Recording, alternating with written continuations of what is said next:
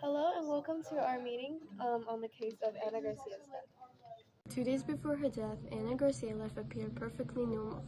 The 20-year-old college student was seen working in her campus lab playing soccer while she suffered a minor head injury and even made up with her boyfriend Eric after a recent argument. But on the morning of the accident, everything changed.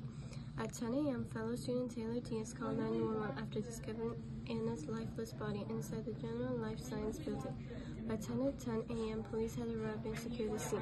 What began as an ordinary week quickly turned into a potential crime scene, and investigators are now working to uncover what really happened to Anna Garcia and whether her death was more than just a tragic accident. She was found in the General Life Science building by Taylor Diaz. The victim was seen on the floor, stomach side down. She was also documented with flies all over her body, like laying eggs, and an empty flask on the floor. She was also seen with blood splatters around 4 inches away from her, as well as on top of a table. Footprints were 3 inches away were also found, and at the top of the table there was a scattered pill bottle, a dropper, a paper cup, which seemed to have no specific cause to the evidence. The temperature at the crime scene was around 70.3 degree Fahrenheit.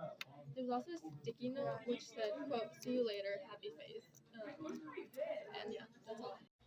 Our persons of interest are Dominic Hall and Eric Pierman. Eric Pierman is a 20-year-old college student and Anna Garcia's boyfriend. He claims that he last saw her at lunch the noon before Garcia was found dead. Possible motives: friends noted that Pierman and Garcia were seen arguing. His trustworthiness on a good side. Friends noted that they seemed to be reconciled. Digital data from Garcia's phone shows a joyful relationship. On YouTube and Instagram, it is shown Garcia and Pietman spending time together. On messages, Pietman continuously messaged Garcia even after her death, showing that he had no clue that she had passed. On the bad side, Pietman's hair was found on the crime scene as well as his fingerprints. Our second person of interest is Dominic Hall. Dominic Hall is a 19-year-old college student and a classmate of Anna. She claims that she last saw Garcia at a group study at 5:30 p.m. the day before Garcia was found dead. Potential motives: Garcia and Hall were highly competitive in academics, and Garcia had recently won a scholarship that Hall wanted, and that happened 5 days before Garcia's death. Her trustworthiness on the good side.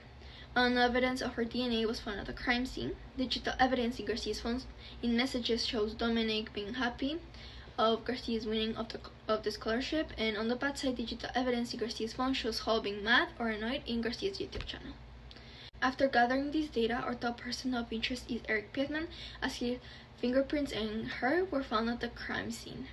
When the hair at the scene was compared to hair samples collected from the suspects and victim, it was concluded that the hair most likely belonged to Eric Piedmont and Anna Garcia. Fingerprints were also collected from all the suspects and victim and used to compare to the two fingerprints found at the crime scene, one found on a handwritten note and one found on glassware. The cross-reference between the different fingerprints, it was found that the fingerprint on the handwritten note most likely belonged to Eric Piedmont, and the fingerprint found on the glassware most likely belonged to Anna Garcia. Digital evidence was also used in this case. With information gathered from Anna Garcia's phone, it was found that she was in contact with Eric Piedmont and Sam Green the month before her death.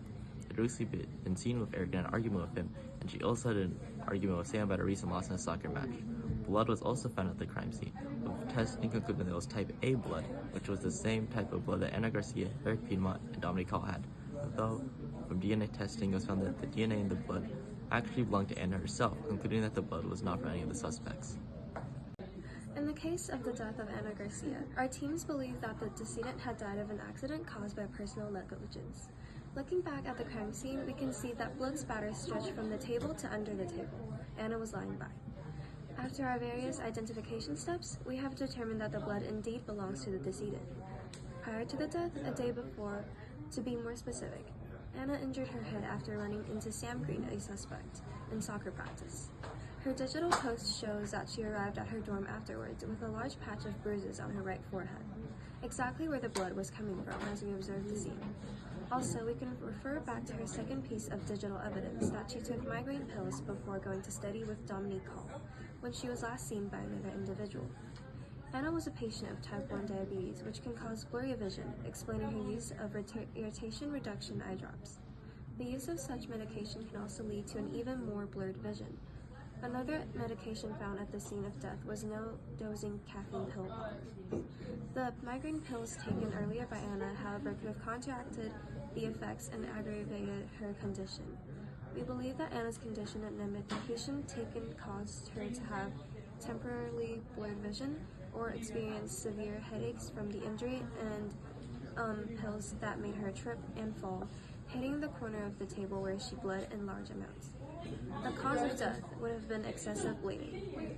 While two of the suspects look particularly suspicious, there is no direct proof that they had come in contact with Anna violently that led to her fatal injury. We hope to uncover more details that can support our hypothesis. Thank you.